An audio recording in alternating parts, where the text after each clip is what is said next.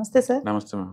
Sir, ఇటీవల కాలంలో చూసుకుంటే ఎక్కువ డిమాండ్ కేటగిరీలో ఉన్న మల్టీ అసెట్ ఫండ్స్ అంటే ఏం చెప్తారు సార్? ఈ మధ్య కాలంలో అంటే మార్కెట్ ఎప్పుడైతే too much volatility, too much drawdowns ఉన్న టైంలో ఆటోమేటిక్గా హ్యూజ్ డిమాండ్ ఉన్న ఫండ్స్ ఏంటంటే మల్టీ అసెట్స్ ఫండ్ అనమాట. ఎక్కువ మంది అంటే ఒకే అసెట్ మీద ఫోకస్ చేస్తారండి. బెనిఫిట్ ఏంటంటే ఎక్కువ మనకి లాభాలు వస్తాయి అనమాట మార్కెట్ అప్ ట్రెండ్లో అనుకుంటే. అదే డౌన్ ట్రెండ్లో కానీ సడే కాలంలో ఉందనుకోండి, నీకు లాస్ కానీ లేదా రాకపోవడం కూడా అలానే ఉంటుంది. అందుకని ఒకే అసెట్ క్లాస్ మీద ఫోకస్ చేయడం ద్వారా నీకు మంచి బుల్ మార్కెట్లోనేమో మంచి లాభాలు ఎక్కువ వస్తాయి, కానీ సడే మార్కెట్ వచ్చినా డౌన్ ట్రెండ్లో వచ్చిన లాస్ కూడా ఎక్కువ ఉంటాయి నీకు. అందుకని దాంట్లో ఉన్న డిసడ్వాంటేజ్ అది.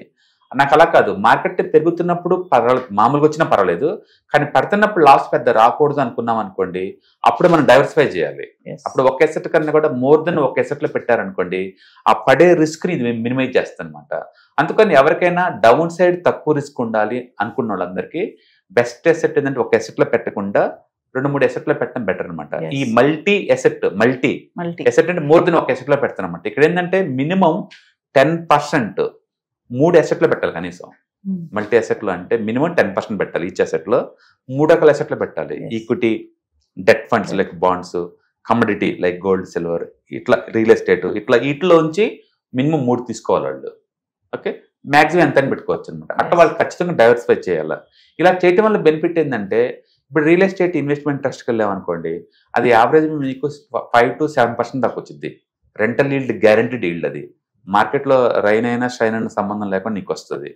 నీకు డెట్ ఫండ్స్కి వెళ్ళామనుకోండి, డిపెండ్ అపాన్ మార్కెట్ కండిషన్ బట్టేసి నీకు 7 to 10% దాకా వస్తాయి డెట్ ఫండ్స్లో.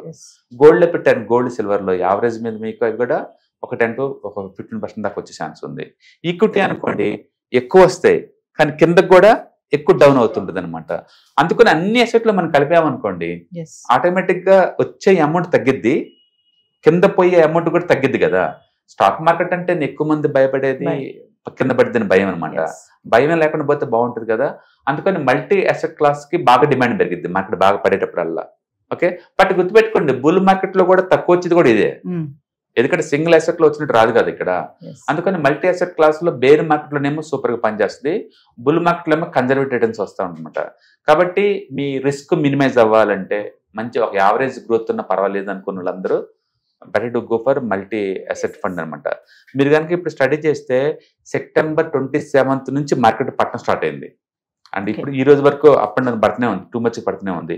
నిఫ్టీ లిటరల్లీ 8% దాకా డౌన్ అయింది నిఫ్టీ. కొన్ని స్టాక్స్ అయితే 60 to 70% డ్రాప్ అయినాయి.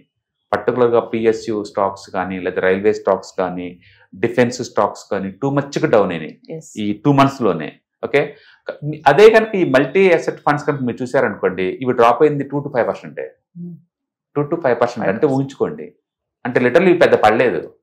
అంటే మార్కెట్లో ఉండి కూడా మార్కెట్కి ఎఫెక్ట్ అవ్వకుండా ఉండొచ్చు అనమాట. ఇక్కడ నీకు కొన్ని ఫండ్స్ లిస్ట్ పంపిస్తాను, ఒకసారి చూసుకోండి. అండ్ ఎంత తక్కువ పడి అంటే ఆశ్చర్యం అనిపిస్తుంది మనకి. లైక్ అటలైజ్ మల్టీ అసెట్ అలొకేషన్ ఫండ్ అసలు పడలేదండి, మార్కెట్ పడలే. మార్కెట్లో ఉండి కూడా వీళ్ళు లాస్ అవ్వలేదు. రెండోది వైట్ ఓక్ క్యాపిటల్ మల్టీ అసెట్ ఫండ్ అండి, అది కూడా పెద్ద పడలేదు. And menu life multi asset fund అయితే 1% డౌన్ అయింది. SBI మల్టీ అసెట్ ఫండ్ అయితే 1% డౌన్ అయింది. ఊహించండి, ఇంత పెద్ద మార్కెట్ డౌన్లో ఇది 1% కూడా పడలేదు. ఈ రోజు ట్రెండ్ రిజల్ట్స్ అనుకున్నంత బాగలేవు అని చెప్పేసి 9% పడగొట్టారు. నిన్న రేమండ్ లైఫ్ స్టైల్ రిజల్ట్ బాగాలేదని చెప్పేసి 7% పడగొట్టారు. అంటే ఏదో ఒక రీజన్ తోటి 6లు 10లు సింగిల్ డేకే పడుతున్న ఈ స్టాక్ మార్కెట్లో ఉండి కూడా అసలు లాస్ పెద్దగా అవ్వకుండా తప్పించుకోవటం అద్భుతమైన విషయం. అందుకని ఈ మల్టీ అసెట్ ఫండ్స్ అనేది రిస్క్ బేర్ చేయడానికి బాగుంటుంది, లేదా రిటైర్మెంట్ దగ్గరలో ఉన్న బాగుంటేవి. మొత్తానికి అగ్రెసివ్ లేకుండా కన్జర్వేటివ్గా ఉన్న ఇన్వెస్టర్లు అందరికీ కూడా ఈ మల్టీ అసెట్ ఫండ్స్ బాగుంటాయి అనమాట. కాబట్టి ఎవరికన్నా స్టాక్ మార్కెట్లో ఉండి కూడా టూ మచ్గా ప్యానిక్ అవుతున్నారు, లేదా డౌన్ సైడ్ ఉంటుందని మీరు అనుకుంటే కనుక కొంత అమౌంట్ని మల్టీ అసెట్ ఫండ్లో పెట్టడం బెటర్ అనమాట. అయితే ఇది వేరు, బ్యాలెన్స్ ఫండ్స్ వేరు. బ్యాలెన్స్ ఫండ్స్ అంటే ఏంటంటే మార్కెట్ కండిషన్ బట్టేసి వాళ్ళు డెట్ లేదా ఈక్విటీ మధ్య షిఫ్ట్ చేస్తూ ఉంటారు. ఇది అట్లా కాదు, ఇది డిఫరెంట్ అసెట్స్ కి డైవర్సిఫై చేస్తారు ఇక్కడ. Different assets. Sir, multi asset funds కి ఈక్విటీ ఫండ్స్ కి డిఫరెన్స్ ఏంటి? ఈక్విటీలో అంటే 100% ఈక్విటీలో పెడతారు వాళ్ళు. 100%. దాని మీనింగ్ అంటే సపోజ్ ఇప్పుడు స్మాల్ క్యాప్ ఈక్విటీ అన్నాను అనుకోండి, స్మాల్ క్యాప్ లో ఉన్న ఈక్విటీలో మినిమం 65% పెడతారు. రెస్ట్ ఆఫ్ ది మనీ ఎక్కడైనా పెట్టుకోమంటారు వాళ్ళు. నీకు అర్థమన్నమాట. మల్టీ అసెట్ అంటే ఒక ఈక్విటీ కాదు, మినిమం 3 అసెట్ లో మినిమం 10% అని పెట్టాలి మీరు. Yes. మీకు ఎన్ని అసెట్లను చూసుకోవచ్చు మీరు.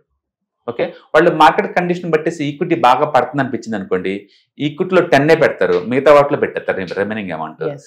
డౌన్ ట్రెండ్ అంటే ఎక్కువ శాతం ఈక్విటీ కొంటే కానీ వేరే అసెట్లకు ఆ రేంజ్ లో ఉండవండి. Yes. అందుకని వాళ్ళు బ్యాలెన్స్ చేస్తారు రిస్క్ ని. మల్టీ అసెట్ ఫండ్స్ లో పెడితే మనకి ఏంటంటే రిటర్న్స్ అనేవి చాలా తక్కువ ఉంటాయి, కన్జర్వేటివ్ ఉంటాయి, బట్ డౌన్ సైడ్ రిస్క్ మాత్రం బాగా తగ్గుతుంది. తగ్గుతుంది. బాగా తగ్గుతుంది. Thank you. రైట్.